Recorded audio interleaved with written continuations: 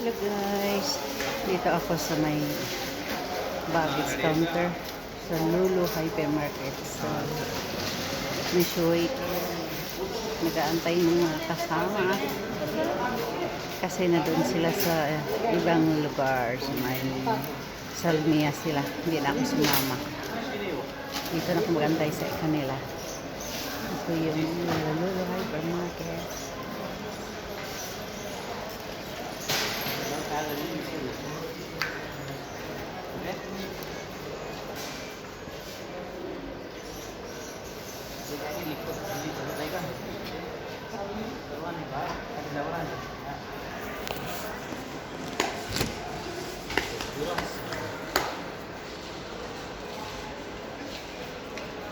Karamihan dito mga namimili ay mga Indian.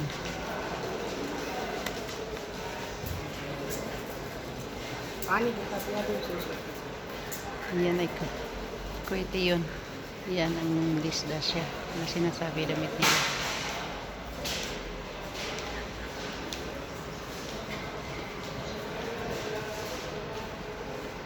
Kasi Friday. Kaya yan. Ngayong oras na to, time ng pagdarasal nila, kaya konti lang dito. Nagdarasal ng mga tao. Nice. Islam.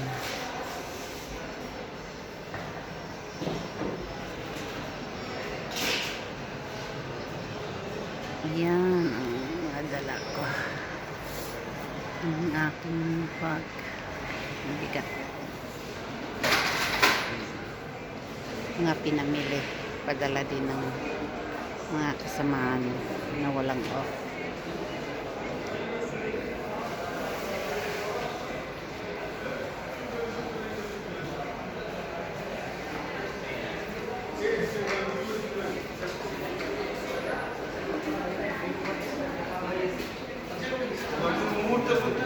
Halos napadaan sa akin mga Indian.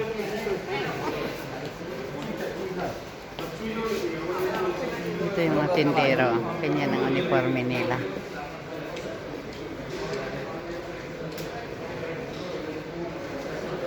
Yan, kasuotan ng Krisdan.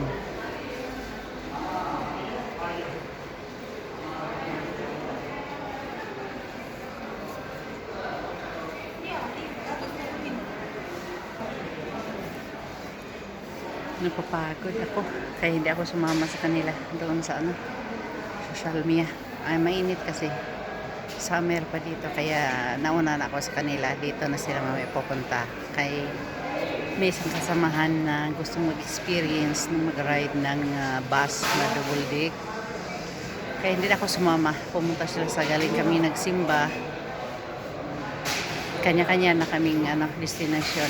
Padala ng pera, kumain, tapos namili ako sa may pinapadala sa akin, pinabili ng isang kasamahan. So iba silang sinamahan nila yung isang kaibigan namin na gustong mag-experience na sumakay ng double deck na bus. Kaya pagkatapos kong mamili, kumain, nauna na ako dito. Sila nandoon pa. Doon kumain sila sa ibang place. Sa Salmia sila, Old Soup. Ako lang nandito sa may sa may Lolo, sa may Shuik. Kaya yan, tapos akong namili. Upo-upo muna, magantay sa kanila. Mainit kasi lalabas, sumasama sa kanila, hindi na ako kaya dito na lang ako. Yan, taga rito yan. Ayan, katalukbong lahat ng babae nila.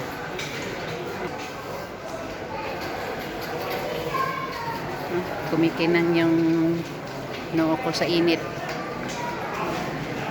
Mainit, pinagpawisan habang punta dito, kaya ayan. Naglalagay ng mantika.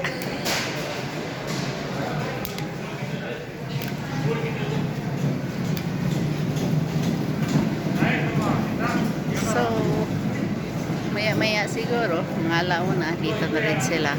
Ngayon alas 12 pasado dito dito lang, upo-upo. Tapos namili dito na.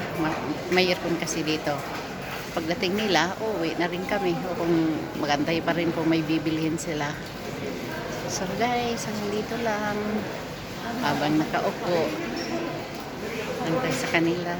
So, bye-bye.